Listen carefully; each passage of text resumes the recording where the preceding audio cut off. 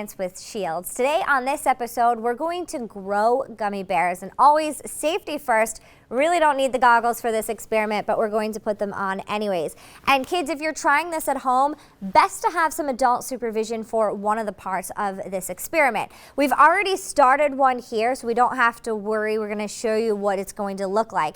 But what you're going to need for this experiment is some salt. We got that here. You'll need 2 clear containers. We have that. And also, you're going to need some water. So the first thing we want to do is fill up one of our containers with plain water. So we're going to do that. Go back to the sink here and fill that up. And the next thing we want to do is we're going to want to make a salt water solution. So we're going to need to fill this container up as well, but we want to make it with salt water. And oh, I also forgot the most important part of this experiment. You need gummy bears, so keep that in mind as well. So what we're going to do to make our salt water solution is we're going to boil some water on and mix it in on a stove. So again, this is where the parent will need to come in, or the grandparent. So I'm going to fill this up with water. And we're going to start the stove here. All right. So we got that going. And we're going to add salt to this. So let's open up our salt. And you want to dump salt in it, and we're going to make sure that this starts to dissolve in the water. So we're going to do this, and you can stir it and everything, but fantastic thing about TV Magic is we've already done this, so I'll show you that solution. And you don't want to stick the gummy bear in the hot water. So what you want to do is you do want to put this in a container and put it in the fridge to cool it before you use it. But you can see how that salt now is dissolved in the water. So you want to keep adding some salt in. So keep doing that and let that dissolve into this warmed water. All right, and that's how you make your salt solution with water in it.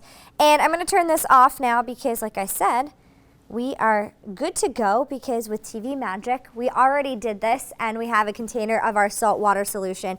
It'll end up looking a little bit cloudier compared to your plain water. I'm going to pour that into this one. And the next thing we do is we're going to stick our gummy bears in the water. And you can pick whatever color you want. I've been going with red, so let's try with some green gummy bears this time. The color really doesn't matter. And we're going to stick these in. And then it's best to keep one out so that you can use it as a control. So we're going to sit this to the side. And guess what you have to do next? You need to wait. And typically the best is to wait a few hours, or you can even leave them out overnight. Also, remember which one is your salt and your plain water as well. If you need to label that, that may be a good time to do so. So what does it look like in the end? So we have our control gummy bear out here. It is red. I'm going to slide these to the side.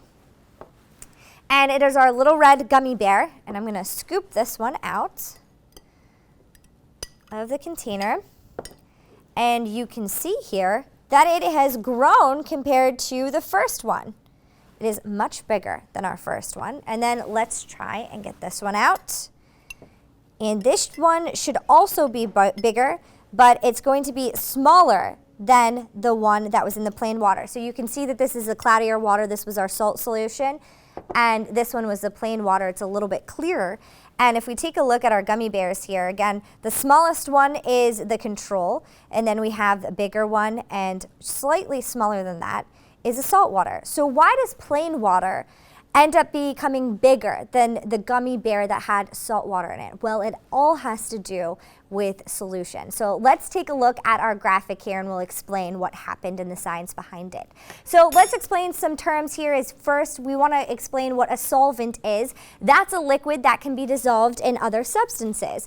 Our solvent in this case is actually going to be the water. The solute is what you dissolve in a solvent. So gummy bears, they're made of water, sugar, and gelatin. And water likes to move into something that is semi-permeable, which is a gummy bear. And these gummy bears are lacking water. There's no water in them because when you make a gummy bear, it takes water to make them.